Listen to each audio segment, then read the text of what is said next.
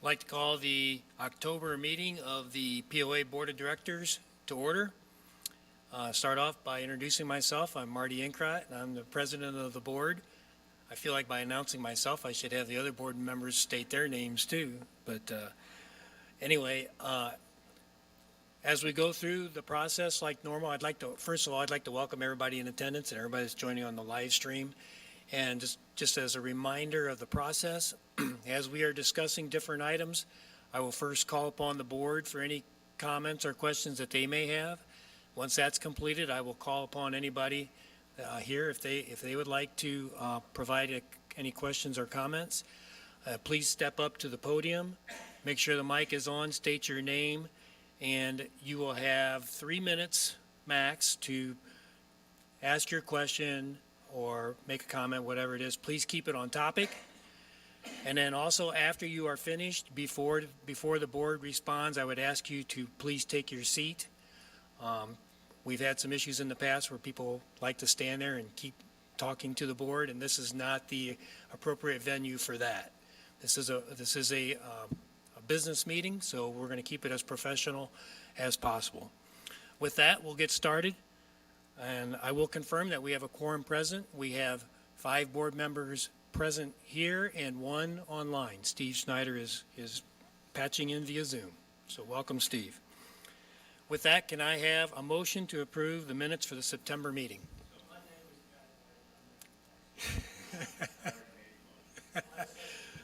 I'm going to give it to Pat since he put his hand up too, and Rick second. Do I have any? So I have a motion to approve the minutes of the September meeting. Do I have any questions or comments on it?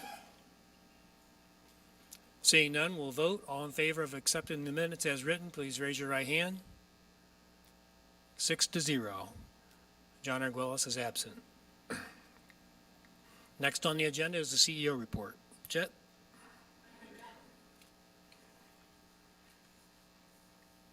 So I have multiple things to, first off, and probably one of the better things of my report that I'm going to enjoy today is I'd like Matt Benoit to stand up. Matt is our new Director of Public Works, and he comes to us from Tellico Village via,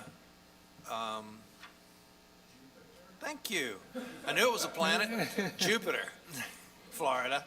And was a city manager there, and he's incredibly qualified for the job, and he's been wonderful to work with. Welcome, Matt. Okay, next on our list is, let's see, the interesting and entertaining and probably very difficult topic is the 40-day water bills. Are those bills that went into 40 days and increasing people's costs. The number of people who were affected by that, and I mentioned earlier in another meeting that I found this number to be really interesting. There were 1,111 people affected. Now, how we came up with, how that happened to be that number specifically, I couldn't tell you. But anyway, so the plan in doing this, and I understand that it can be argued many ways, but our plan is all of those 1,100 people will be getting a 20-day bill in their next billing cycle. And they're going to take the difference, of course, 40 and 20 gives you 60, therefore they're going to divide that by 2, and that should have been your bill the first time, and you'll get credit for that, plus the bill for the 20 days. This seems to be the most efficient way we can handle this. And in some cases, homeowners are going to pay a little more, and in some cases, they're going to get a break because of the differences of watering during those 20 days. That's how that one's going to be handled. The next one that I want to update is nobody's asked about recently, but it's been in my wheelhouse for quite a while now, is trash. The good news, well, at least I consider it good news, there's not been, as far as I know, I've not had any complaints about trash in a while. They seem to be doing a reasonable job, although I do find it humorous they're using a leased truck to pick up our trash. It's not actually a Republic's truck. Anyway, we sent out RFPs to 5 different trash vendors, and we received 2 back. One of them is still in a contract issue with Republic, and they can't actually come to work for us until June of next year. The only reason I'm still entertaining them is because their first bid was $17 a month, and they would provide all the containers and that sort of stuff. So that's kind of getting us back in the realm of where we were a while ago. The second one, and that's 5-star, the second one was Waste Connection, and they came in at $23 a month, which, you know, is not a lot different than what we've got right now. We're waiting on the other 3 to see what they come up with, and we will try and figure out what's going to be the best for the community. I'm happy that Republic is at least maintaining some kind of consistency for everyone. And as I mentioned a while ago when we first talked about trash, the whole goal of keeping this going is to not put the homeowners in a position where they don't know how to manage their trash. We've got the trash coming for pickup there, and we'll continue down that road and make sure that everybody's taken care of. So Chet, just to be sure that everybody understands, and I know you've said this, but for that $17 or even the $23, that includes all residents, right? That is correct. I'm sorry. And- Valid point. So the new contract that I'm looking at, in the past, each of you as individual homeowners had to contract with the service provider. And to get a better cost, and by the way, this is what all the local cities have had to do, is I'm reversing the process, and I, as the POA, am hiring the trash collection company, and all of you who have homes will be billed on your water bill for whatever the cost is per month. And it will come with your water bill, and I will pay the trash company through the POA. Theoretically, it's a pass-through. But at the end of the day, that seems to be the best way to get a better guaranteed price. The other thing that is a detail that you may or may not care about, but the association will not sign an agreement with anybody more than 3 years.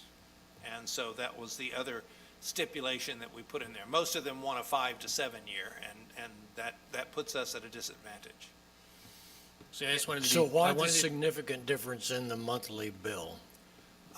One of them wants our business, and one of them could care less. But is there savings on the POA taking this bill Yes. on? Or Yes. Well, that's the reason why we got $17 from the one company. Waste Connection is still angry that we fired them, 7 years ago, 8 years ago? And so they're basically, every time I've tried to get them to give me a bid, it's come back either the highest or the second highest, every time, without fail. And so they basically have been sending the message, yeah, we'll respond, but we really don't want your business. Or if we get your business, we're going to make up for all the money that we haven't made for the last few years. So the 17 compares to the 25 we're paying today. And the other thing, I just wanted to be absolutely clear to everybody that all resident, under this scenario, if we go this way, all residents are paying for trash pickup whether they use it or not. It's going to be like a utility, and so that's how we get a better price. But we're guaranteeing, if we go this way, we're guaranteeing volume. And like Chet said, that's what most municipalities do. And in this system, we're vetting them to the point of a certain level of service? Absolutely. So one of the things that was written into the RFP is that if they agree to do this, there are, and this gives the association the teeth that we currently don't have with the individual homeowners. And that is, we can go back and say, you miss a day, we get a day's credit. You miss 3 days, we get 3 days credit. You miss 4 days, we get a month credit. And so what I mean by that is if they're supposed to pick up, I'm using arbitrary days, they're supposed to pick up on Monday and they don't pick up till Wednesday, that's a 2-day credit for that, for the entire community, for that bill. If we go back to, and theoretically that's supposed to be in place now, but it's very hard to enforce when the individual homeowners have that. Yeah, I But was when going it's to bring just it. me, I can control Yeah. all of that. I should say the POA. So that's the other principle behind why we're doing that. But we are the only ones currently in the area, even Rarity Bay and all the rest of them are doing the same thing I am suggesting, is that we have a bill that the POA pays and the homeowners are billed through their utility. Last on my list is, many of you may be aware that we went out and did a study through Jacobs about our septic system and how we've had problems with LUB cutting us off, and we don't have any way to control that. And we were going to put in a septic holding tank so that if LUB cut us off, we could pump it into that tank and things would still function for at least 2 or 3 days until they could get us back online and we wouldn't lose service. So we found an area where we wanted to do that, but we had to do a soil test study for that tank. And as it turns out, the area that we've picked out, the substrate is not strong enough to carry the weight of a tank of that size, 75,000 gallons.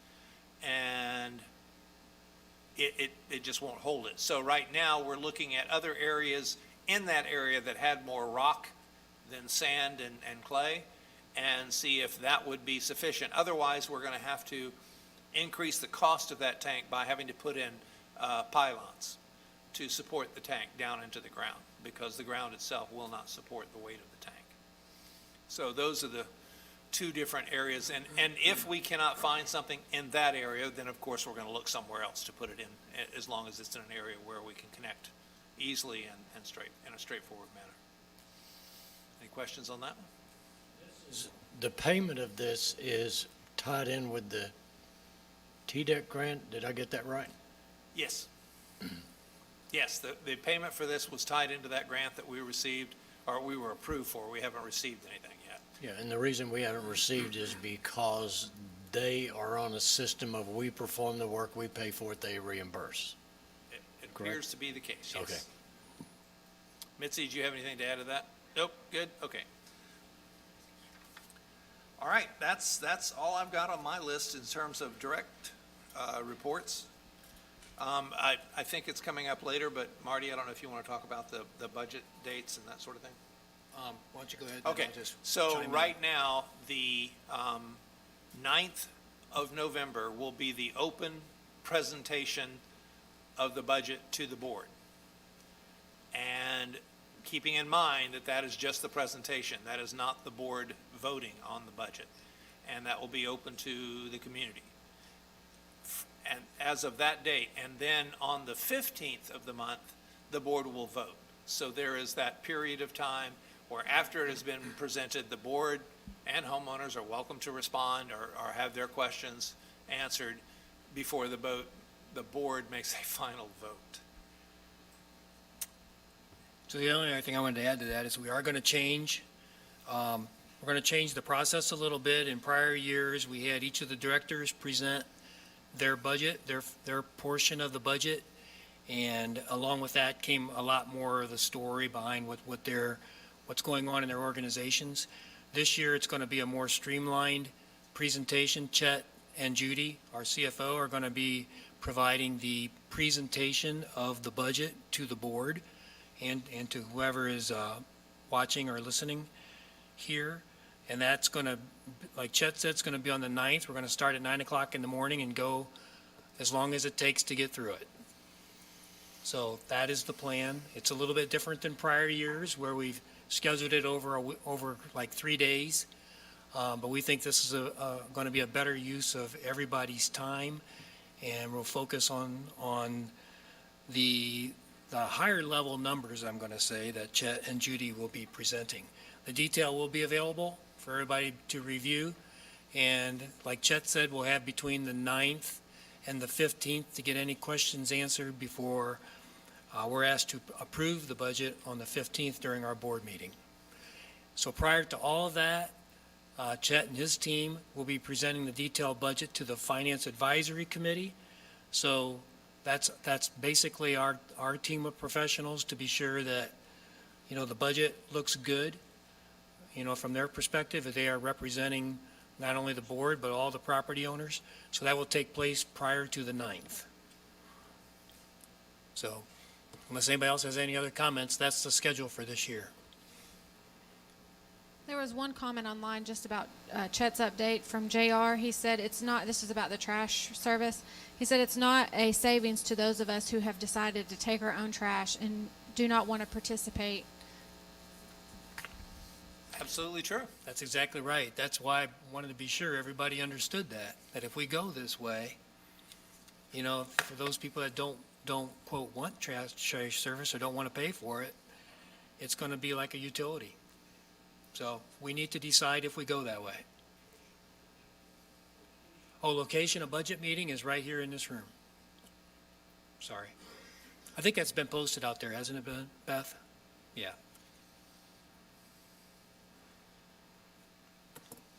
Okay. That's all I got, boss. With that, the next item on the agenda is the September finance review. Judy.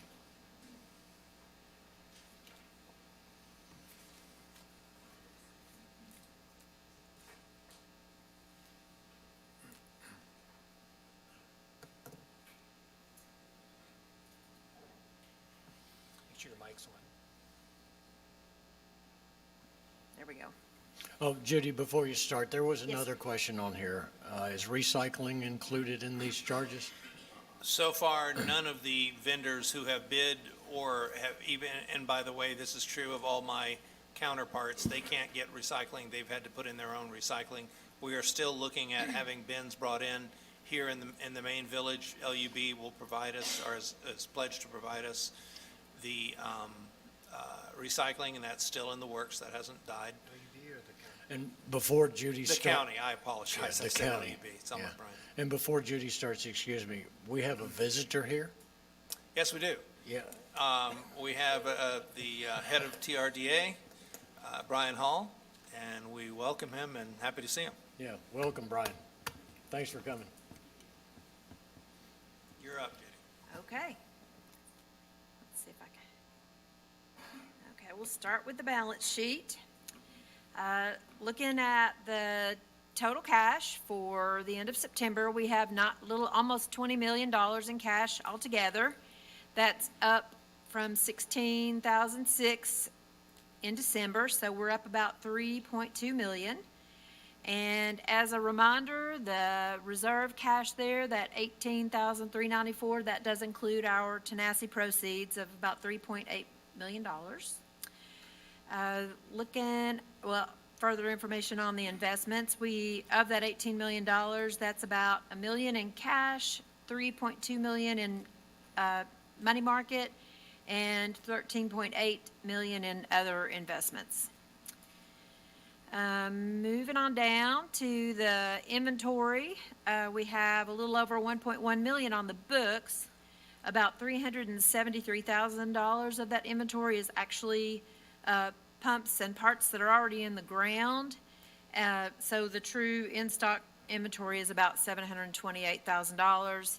And when the mailboxes are planted, we recognize revenue and pull those pumps and parts out of the inventory number. Moving on down, I guess, further to the construction in process number. That is 1.4 million, which is down a couple of $100,000 from last month. There were some completions moved out of there, and we'll continue to do analysis on that number as the months go by through the end of the year to make sure because there'll be things move in and out of there, but that stuff is moved to asset accounts as it is completed, and the invoices are all in there and processed. Let's move on. I'm going to talk about, I guess, more of that stuff on this page right here. So again, this kind of matches back to the balance sheet on the previous page. We've got, that shows you again the cash, 19.9 compared to the 16. And our total liabilities are 9.2 compared to 10.1 in December. Again, notice that we paid off the Welcome Center note, and we do have that other balloon payment coming up on CCI in a couple of years. And those numbers all are there's payments made, amortizing down. So that's progress. Looking at our revenue, we are up year over year, and compared to the budget, we have, a little, like $20 million in revenue. 24, I'm looking at the wrong line. Up 1.3 million from the budget and 1.7 from the prior year. ACC permits, golf revenue, and park and rec membership fees they all remain ahead of budget so far for the year. Our cost of sales, probably get tired of hearing me say it, but we are higher than budget, and that's largely because of the Public Works sewer tank installs. That number was just misbudgeted and will continue to be a miss for the rest of the year. We are coming along, matching up pretty closely to the year-over-year number, more in line with that. The salaries and wages and the benefits are both running favorable to the budget and should likely result in some savings for us at the end of the year. So good news for that. The total expenses, it would appear that we are over budget. If you look at the 15.2 compared to the budget of 14.8, that is not accurate. There's about $1.1 million in the maintenance expenses that are within that total that should have been classified down there on that bottom line. If you see where it says reserve maintenance, if that amount had been down there, you would have not seen any budget overage on the expenses. Other items that are in the total expense line item are the taxes, license, and insurance number. We are still going to be a little higher above the budget on our insurance costs for property and marina insurance premiums.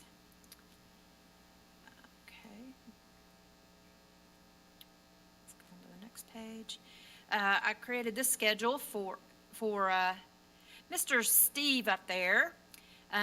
This just kind of breaks down our subsidy contributions.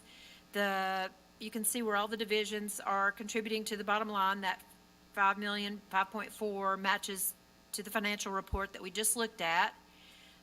Of the $5.7 million worth of capital reserve items that were approved, we have already paid for 4.1 million of those.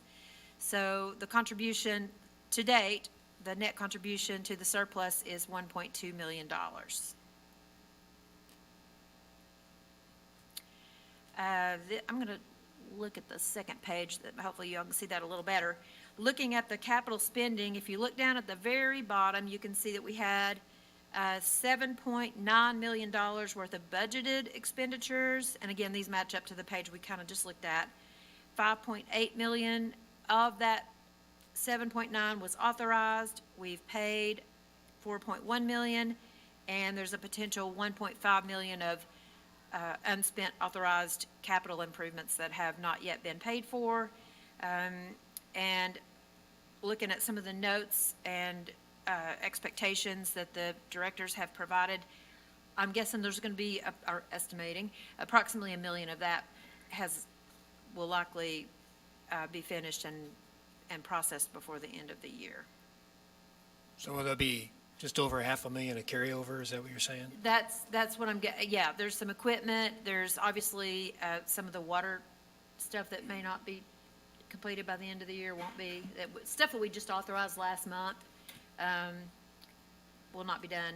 So you have to kind of go through there, one by one and figure out which ones are.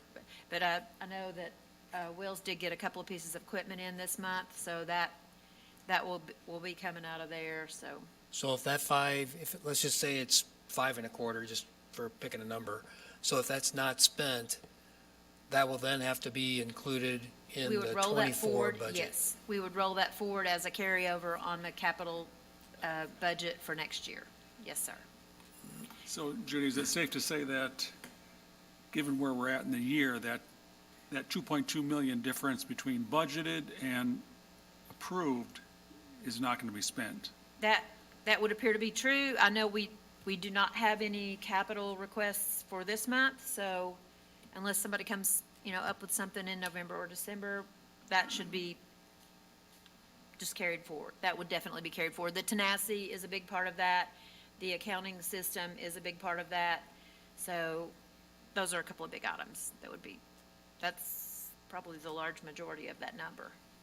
Maybe maybe it's part of budget, probably, but to understand, yeah, what of those 2.2 million that we budgeted is just going to move to next year, and what has gone away? Well, like I say, the accounting system and the Tenacity project will certainly roll forward. I'm guessing there would be some of the water stuff that we would continue to analyze and determine which, what projects go forward and what projects do not go forward. Not all of those projects are going forward. One of the larger ones that right now we are struggling to get done is the repiping I guess it is the correct term, repiping the fire suppression system at Chota. And right now, my position is we have to get that done by the end of the year. But if I can't get somebody to do it, then it'll bleed over into next year. Right now, our biggest problem is finding a vendor who will do it. Correct. Important one. And just as a heads up, because that is fire safety, there is at least a potential that I will have to close that building if we can't get it done. Chota Rec. Now, I don't anticipate that now. We've gotten some bids in. The bids are astronomical. I think we put aside 200,000. We put aside 100, and I think some of the bids are coming in maybe closer to 2. Is that Well, the from what I'm last one hearing? that just came in was 6. Oh, okay. Yeah. So that's why we're kind of at that point of, well, we're going to have to make some hard decisions and decide which way we're going to go.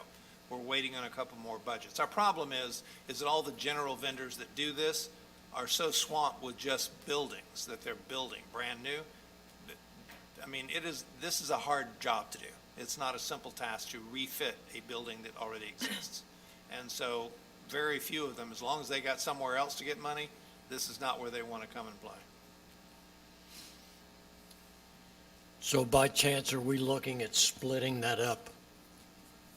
As an example, somebody's got to come in and take the pipes out. Somebody's got to come in and put the pipes in. That is what we have tried, and so far, that hasn't gotten us any bites. Really, the only people who begin to bite on it are the ones who are doing the whole job. And that's also why that number is no longer 100 grand, it's more like 600 grand. And I believe we're having to reach out to some bigger surrounding areas to get those bids. Right, we're going as far away as Nashville trying to get a bid. So I wanted to look at our investment schedule. We provide the schedule monthly to the board and to the FAC during our meeting. But I wanted to mention that it's in our investment policy that we are mandated to have quarterly reviews. So I brought this to present to you today. Let's see, it's hard to see the schedule. Let me look at my paper copy. So again, the bottom line down there will match back to our balance sheet of $18,394,000. We have roughly $4.3 million in cash and money markets, and then the remainder is invested in securities. And there's about $9 million of the money, if you look at the current cash holdings plus the Q4 balance of $1 million that will mature, and 3.7 that will mature the first quarter of 2024. That's a little over $9 million that's in relatively short-term investments. We had $1.5 million that matured in September, and that was invested to go along with our laddering strategy. But as you can see, there's not very much of it that's out very far. Most of it is still very short-term. And we will continue to reinvest those funds in accordance with our cash needs and with keeping the Tenacity project in mind. And I wanted to go back and show you that some of that money was invested in some midterm instruments to capitalize on those effective interest rates that were 6.4, 5.8, trying to just keep a little bit of it going out a little further for capturing some better interest rates. Now, I assume you're getting good advice from our financial folks, not, in addition to the Yes. FAC, but who are we using? Jim Devers on the FAC is assisting me with making those decisions. These investments were made in August. Right. For the September monies that were reinvested when I'd only been here a couple of We're- weeks, but. We've got an investment company that's also. Oh, yes, I'm sorry, Morgan Morgan Stanley. Stanley. Yes, absolutely. We go through Morgan Stanley. Yeah, and all of then- this is done in conjunction with both. More or less, Morgan Stanley gives us their advice, and then we run that by the FAC to be sure everybody's singing out of the Yes, same sir. hymn. Because at some point, we hit the inflection point with rising interest rates, right? And we get in next year into rates coming down, but right now, we've got the 10-year at almost 5%. There might, maybe we don't lock it up for 10 years, but maybe look at the 5-year, that's not much below that, and see if we can't lock some Some good 5% rates in. rates. Yes, sir, absolutely. So, and just to reiterate the rules, if it's 2 years or less, I can make those decisions. If it's between 3 and 7, I consult with Chet, and if it's beyond 7 years, then I need, board authorization to make those investments. And John, to your point, that is what we're looking at, is the next ones that come due, we're gonna move them into like a 5 to 7 year, so that we can lock those rates in.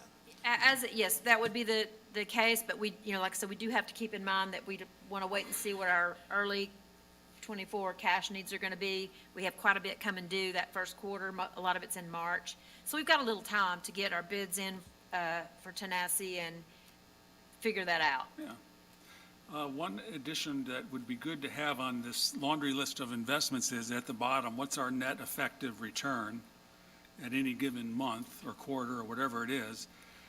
Because that's obviously a component that would go into our cost of capital when you're looking at making investments. Sure.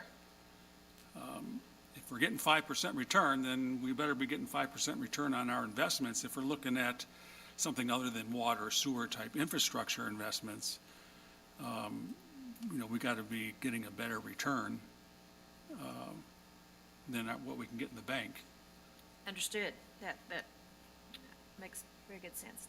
Did you have any questions other than that? That's otherwise all that I have. Well, you brought up something that I forgot, and both you and Marty are kicking me under the table. How come you didn't say something?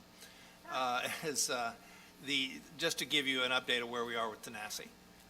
We've received our drawings that will go out to get us a fixed or a firmer bid on what it will cost us to build the building. And we are also in the process of hiring. We've sent out a bid for a construction manager. And we had, I think, approximately 6 or 7 people apply for that. And once we've settled on that and we have the drawings out, we'll go out and get a bid. So we should have, I don't know that we'll have it by the end of the month, but pretty close to the end of the month, we should have a construction manager hired and those plans out to get some costs. So by early November, we should have an idea about what our, a 65 to 90%, somewhere in there, bid. They're telling us 90%, but I'm trying to be conservative here. A 90% idea of what it's going to cost us to build Tenacity. So we are still moving ahead at a fairly quick pace. Beth, was there anything you wanted to add? Oh, you big chicken, come on. We're trying to get it done as quickly as possible. She's right, it probably will be end of November Under before promise, over everything is put deliver. together. But I admit freely, I am pushing as hard as I can to get these things down the road. Oh, yeah, no, there are no capital requests this month. Everybody's knee-deep in budgets and saving it up for next year, I guess, so. Thank Thank you you. all. Thanks, Judy. You're very welcome. So with there being no capital funding requests, we're into the other. Do we have any others? Bob? Just a note on the short-term rental committee, we haven't forgotten about that. Chet and I Your microphone? I speak so little. Just a note on the short-term rental committee, Chet and I have selected a committee of 5 residents besides ourselves, so a total of 7. We should be meeting shortly for our first organizational type meeting and to get a basic idea of what we're going to be trying to do during that on the short-term rentals, but we've been so involved with the budget and the budget process the last month or so that we haven't been able to get to that. But we haven't forgotten about it, and we're going to get to it in the very near future. Okay, thanks. Anybody else?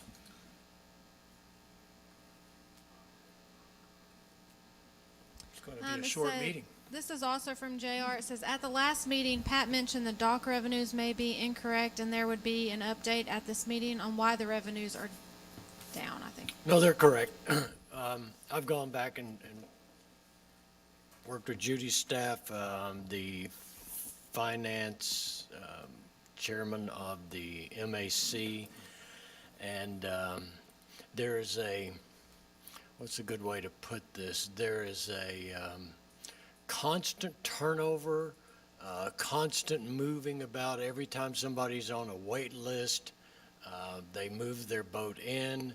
They then are taking up a space that was previously leased that might miss a month or so. Then there's a person on a move list that goes from a 10 by 20 to 11 by 24, and it's a different rate. And when you go back through all of that, and then you look at the expenses, some go to this month, some go to the next month, it all works out.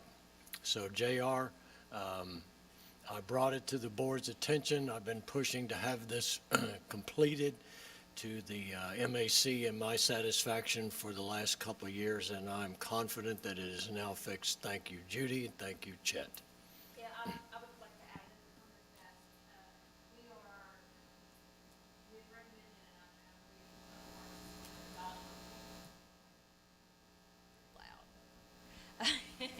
recommended, we're going to institute a 30-day notice. If you're going to, if a space is vacated, you've got to provide a 30-day notice so that we don't miss revenue before the next person comes in. So that will help to smooth some of that out a little bit more, rather than having to refund balances for the remainder of the contract on a day's notice. And then we can't get somebody else in there quick enough to recoup that month's lost revenue. So that should help to improve the process. It doesn't sound like much. But it adds up. Yeah, there's, this year so far through October at the MAC, they reported 90 people have vacated their slips. So that means 90 more people come in, and this did not include the new ODOC of 36 additional slips. And you're giving people 3 days' notice, start the first of the month. They have 3 days to go down and check it out, move their boat, notify the POA that they moved the boat, then you go to the next one, 3 days' notice. So you have this lag of days between there that you're losing the revenue that you've, I forget the word, you've multiplied out by the number of days to charge them.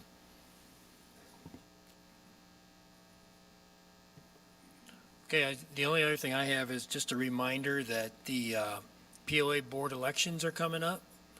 And what is it? It's the last day or two of October and then the first couple weeks of November. So there'll be a communication coming out on that. So 1 vote per property owner. And please look, we have 5 really good candidates, so please review them. We have 2 open positions. Both Pat and Rick are term expired.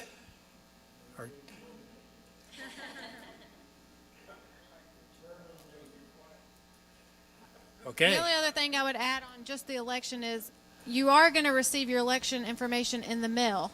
And so it's a normal envelope, and in red letters it says election information enclosed. You need to save that envelope. It has your password and your login to vote.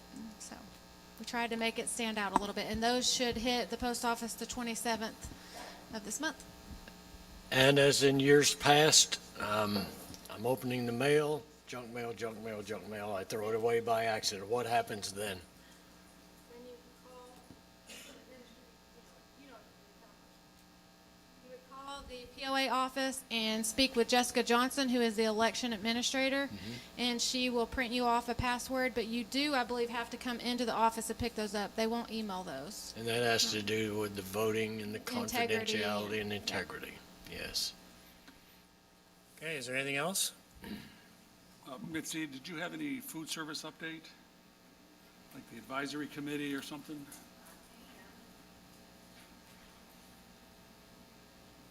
Thank you, John. I'll give you a quick high-level update on the food service with where we are.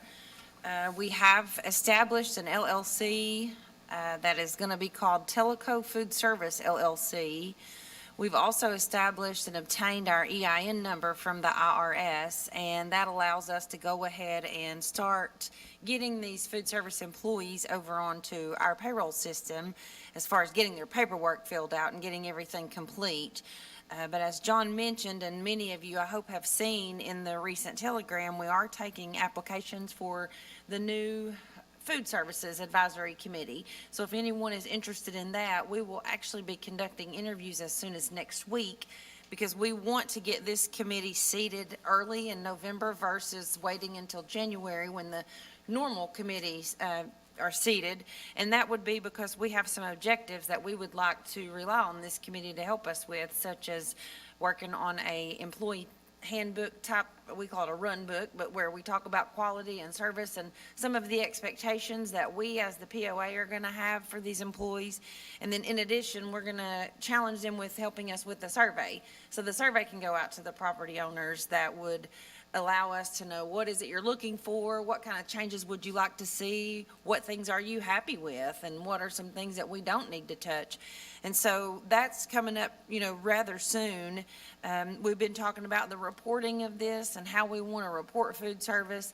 Of course, our first rollout will be tomorrow. We have an internal budget meeting where the department heads will give our budgets to Chet and kind of go through that internally so that we can basically scrutinize each other and talk about areas where we need to improve. But on the reporting of this, for a while, you all are going to see food service as what our buildings cost us, such as this yacht club, your building maintenance, all of your equipment replacement, thing of that nature. But then you're going to see a food service LLC piece of it as well. And that's where you'll see the cost with the salaries involved and the benefits and things of that nature, and then the revenues from the food service. And then we have a third piece. We're going to break it down with the activity center side. And currently on our financials, we have the activity center. So that's not anything new that any of you haven't seen. It's just that we're going to break it out of food service altogether, because quite frankly, it's not fair to charge food service with some of the activities, especially if you think about all the happenings that go on in the Kahiti Community Center. Most of that's recreation classes. That's not food service at all, but it gets booked under food service.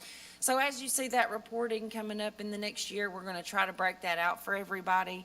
And then really finally, the only other thing is, as most of you know, Skylar McCurkin, who is the manager here at the Yacht Club, is going to be our main department head for the POA. And so we will be bringing him on staff within the next couple of weeks, getting him the equipment he needs from our IT department so that he can have access to our H drive, which is the files and folders that we need to share with each other. And of course, bring him on and do a orientation similar to what we're doing with Matt, the gentleman you all just met for the Director of Public Works, so that he can be onboarded just like even though he's a part of the community, he's never really been properly onboarded and oriented just like the rest of the POA management team has. So we, want to do that as well. I can't think of really anything else right now, but.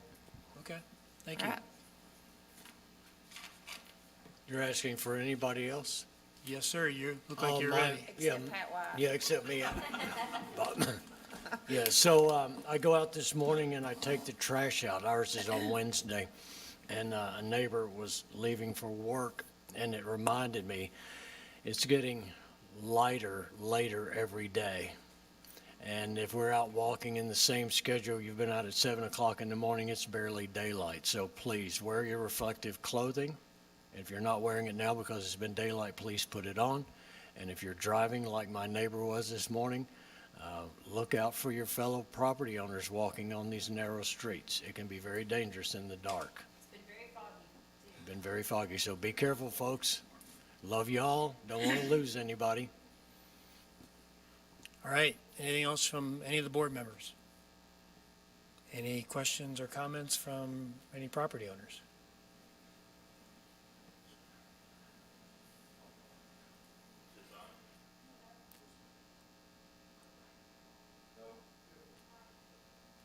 There we go.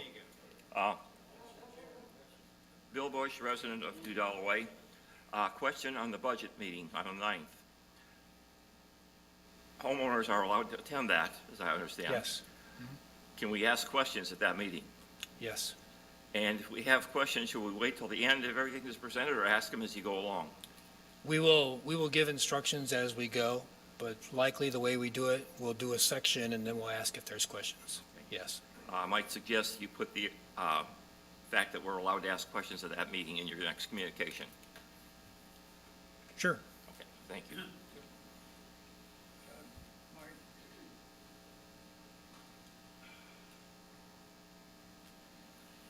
Just one quick thing regarding the election. Yes, it's one vote per property, but there are two votes because there are two people, two vacancies. Am I right about that? That's correct. Okay, thank you. Good clarification. George? George Luttrell. I am running for a board position. That's not what this is about. Just clarification on what's going on with the alcohol license. I read what it was, and AWA is going to pour all the open bottles down the drain. I understand all that, but will we have a license in place for us by the time we take over the service, is the question. That is the plan, yes. We've already spoken with the Tennessee ABC, and they know what we're trying to accomplish is Andy will be out December 31st, and we will be in January 1. They're going to go ahead and approve our licensing first. We just won't be able to use it until January 1 when Andy's out. You just can't have two license holders at the one location at the same time, but they have agreed to go ahead and get ours approved. That way we're ready midnight on January 1, we can go ahead and take To over. order alcohol or have it delivered? We'll have it delivered, and we'll be ready to sell. That's Mhm. very We can important talk to with me. the distributors. We're not Thank gonna you. do it that early in the morning. Thank you. You're welcome. Ed Grolleman, Mitzi, you're talking about I'm assuming that the food service is going to keep the same point of sale system? As of right now, we're not looking to change in January, but we are looking at some newer systems that are out there that possibly in the first or second quarter, we might look at implementing Okay. some new cloud-based systems that would actually help us with cheaper banking fees as well. Yeah, because I've experienced this in the last week for long-range planning, get the data off that. Even to get the data to a CVS file or Excel spreadsheet is a nightmare. And from my understanding, you might have to buy another module in order to do that. So it's something you want to Something that consider. we'll work on that, yep. Okay, thank you. Yep.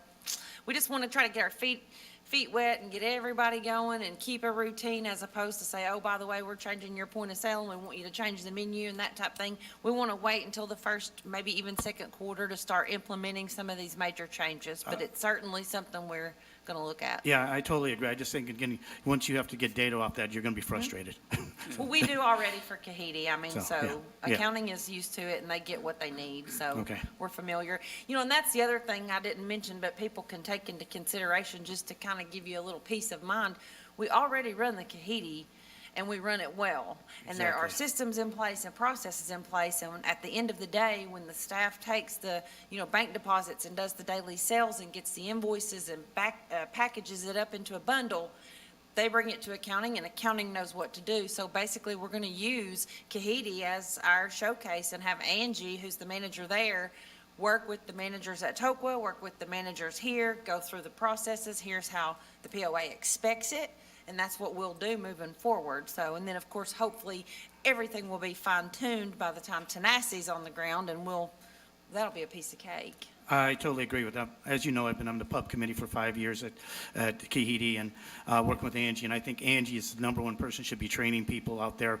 She is great with customer service and managing. I mean, we need hands-on managers like hers now to get our hands dirty at those restaurants, be able to clear tables and just, that's the kind of methodology and culture we need in these restaurants. Right. Thanks. Thank you, Ed. All right, with that, can I have a motion? Whoop, whoop, whoop.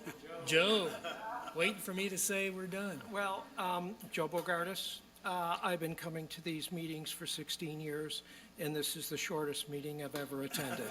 Thank you very much. And we're happy about that too, Joe. With that, this meeting is adjourned.